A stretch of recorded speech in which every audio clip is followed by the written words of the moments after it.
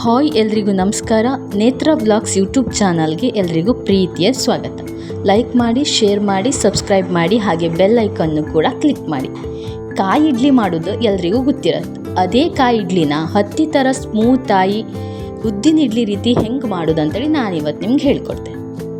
ಕಾಯಿ ಇಡ್ಲಿಗೆ ಬೇಕಾಗಿರೋ ಇಂಗ್ರೀಡಿಯೆಂಟ್ಸ್ ಯಾವುದಲ್ಲ ಅಂತ ನಾರ್ಮಲಾಗಿ ಎಲ್ರಿಗೂ ಗೊತ್ತಿರುತ್ತೆ. ಅಕ್ಕಿ ಮತ್ತು ಕಾಯಿ ಎರಡನ್ನು ಈಕ್ವಲ್ ಕ್ವಾಂಟಿಟಿಯಲ್ಲಿ ತಗೊಂಡು ಗ್ರೈಂಡ್ ಮಾಡಿದರೆ ಆಯಿತು.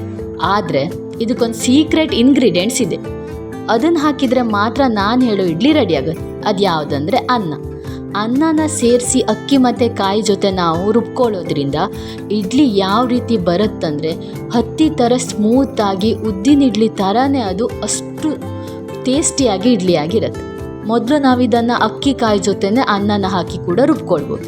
ಹಾಗೆ ನುಣ್ಣಗೆ ರುಬ್ಕೊಂಡು ರುಚಿಗೆ ತಕ್ಕಷ್ಟು ಉಪ್ಪನ್ನು ಸೇರಿಸಿ ಅದನ್ನು ಚೆನ್ನಾಗಿ ಮಿಕ್ಸ್ ಮಾಡಬೇಕು. ಮಿಕ್ಸ್ ಮಾಡಿ ಆದಮೇಲೆ ನಾವು ಇದನ್ನು ಜಾಸ್ತಿ ಹೊತ್ತು ಬಿಡಬೇಕಂತ ಏನಿಲ್ಲ. ನೆಕ್ಸ್ಟ್ ಇದನ್ನು ನಾವು ಒಂದು ತಟ್ಟೆಗೆ ಅಂದರೆ ಒಂದು ದೊಡ್ಡ ಪ್ಲೇಟಿಗೆ ಇದನ್ನು ಹಾಕಿ ಇಡ್ಲಿ ಮಾಡುವಂಥ ಪಾತ್ರೆಯಲ್ಲಿ ಅಂದರೆ ಇಡ್ಲಿ ಅಟ್ಟದಲ್ಲಿ ಇದನ್ನು ಬೇಯಿಸಲಿಕ್ಕೆ ಇಡುವಂಥದ್ದು.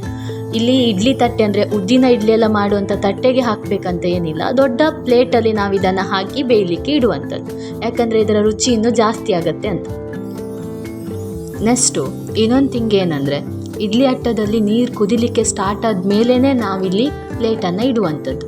ಫಸ್ಟು ಒಂದು ಪ್ಲೇಟನ್ನು ಇಟ್ಟ ಮೇಲೆ ಅದ್ರ ಸೆಂಟ್ರಲ್ಲಿ 2 ಕೋಲನ್ನು ಇಡಬೇಕು. ಯಾಕಂದರೆ ಇನ್ನೊಂದಕ್ಕೆ ಸ್ಪ್ರೆಡ್ ಆಗಬಾರ್ದಂತ. ನೆಕ್ಸ್ಟು ಇನ್ನೊಂದು ಪ್ಲೇಟನ್ನು ಅದ್ರ ಮೇಲೆ ಇಡುವಂಥದ್ದು.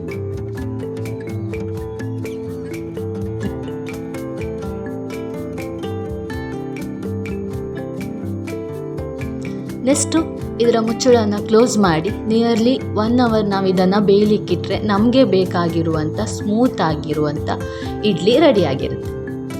ಇದನ್ನು ನಾವು ನಮಗೆ ಬೇಕಾಗಿರೋ ಶೇಪಿಗೆ ಕಟ್ ಮಾಡಿಕೊಂಡು ತಿನ್ಬೋದು. ಎಷ್ಟು ಸ್ಮೂತಾಗಿರುತ್ತೆ ಅಂದರೆ ನೀವು ಒಂದ್ಸಲ ಟ್ರೈ ಮಾಡಿ ನೋಡಿ, ಕಮೆಂಟಲ್ಲಿ ತಿಳಿಸಿ.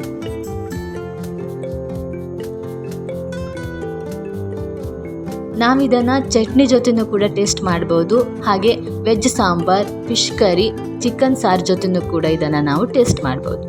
ಈ ರೀತಿ ಇಡ್ಲಿ ಬರಬೇಕಂತ ಇದ್ದರೆ ನಾನು ಹೇಳಿರೋ ಇಂಗ್ರೀಡಿಯೆಂಟ್ಸ್ ಹಾಕಿದರೆ ಮಾತ್ರ ಸಾಧ್ಯ.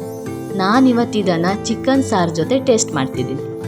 ನೀವು ಮನೆಯಲ್ಲಿ ಟ್ರೈ ಮಾಡಿ ಹೇಗಿದೆ ಅಂತ ಕಮೆಂಟ್ ಮಾಡಿ ತಿಳಿಸಿ. Thank you for watching. Thank you.